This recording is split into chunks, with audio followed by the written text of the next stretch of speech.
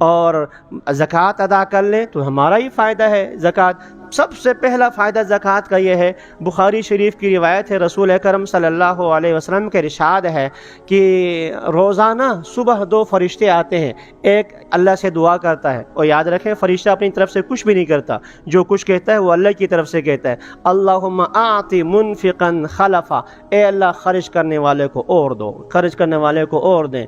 اور دوسرا دعا کرتا ہے اللہم اعط ممسکا تلفا، یا اللہ جو روک کے رکھتا ہے اس کے مال کو ضائع کر دے۔ اور جن کے لیے خرچ کرنے والوں کے لیے بڑھانے کا بڑھنا 2 طریقے سے ہوتا ہے، ایک ظاہری بھی بڑھ جاتا ہے، اور حقیقت میں بڑھنا یہ اس مال میں اللہ برکت نصیب فرماتے ہیں۔ تھوڑے سے مال سے جو ہے اتنا کام ہو جاتا ہے۔ آپ نے دیکھا بہت سے بزرگ ایسے ہیں جنہوں نے اپنی زندگی میں اتنی کتابیں لکھی، اگر ہماری زندگی کو جو ہے 2-4 کے ساتھ ضرب بھی لگائیں، ہم زندگی میں اتنی کتابیں پڑھ نہیں سکتے جتنے انہوں نے لکھی ہیں، اتنی پڑھ نہیں سکتے۔ یہ آخری زمانے میں حکیم الامت مولا شفیع تھانوی رحمۃ اللہ تعالی کی 1000 سے زائد کتابیں تو اب ان کی زندگی پر تقسیم کیا جائے تو وہ ان کی ہر زندگی میں پیدائش سے لے کر وفات تک جو ہے وہ کئی صفحے بن جاتے ہیں، کئی صفحے۔ یہ کیا ہے؟ یہ اللہ تعالیٰ برکت عطا فرماتے ہیں۔ ہمارے بہت سے بڑے بزرگ، بڑے جو ہے اکابر احادیث محدثین فقہا، جن کی زندگی کسی کی 34 سال ہے، کسی کی 40 سال ہے، کسی کی 50 سال ہے، لیکن کام اتنا کر گئے، اتنا۔ ایک تفسیر ہے، تفسیر شاہین کے نام سے، 500 جلدوں میں کہتے ہیں کہ 500 جلدوں میں تفسیر، تو 500 جلدیں، ایک جلد میں اگر جو ہے 500 صفحے بھی ہوں، بتاؤ کتنے صفحے ہوں گے۔ تو وہ جو ہے ایسا نہیں وہ بولتا رہا ہو، کسی نے ٹائپنگ کمپیوٹر پر لکھتا رہا ہو نا، اپنے ہاتھ سے اتنی لکھی، تو اتنا لکھنے کے لیے پھر اس نے پڑھا کتنا ہوگا؟ یہ سب ایسا نہیں ہے۔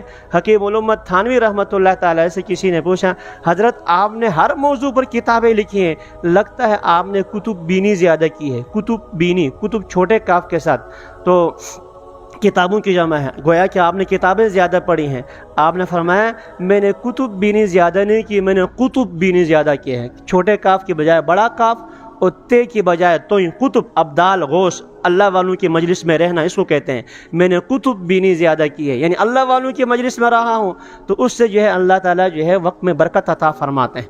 تو پہلا فائدہ زکوٰۃ کا یہ ہے کہ زکوٰۃ کا پہلا فائدہ اللہ تعالیٰ جو پیچھے والا مال ہے اس میں برکت عطا فرماتے ہیں۔ دوسرا فائدہ زکوٰۃ کے معنی صفائی ستھرائی دھونے کے آتے ہیں، تزکیہ نفس اسی سے ہے۔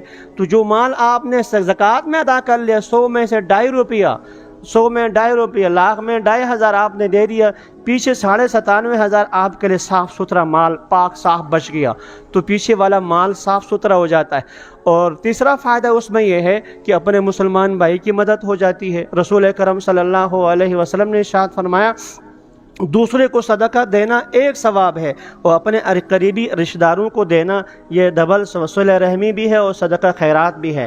تو زکوٰۃ اپنے قریبی رشتہ داروں کو، چچا، ماموں، پھوپھی، خالہ، ان کو دے دی جائے، قریب والے جو مستحق ہوں، تو ڈبل ثواب ہے۔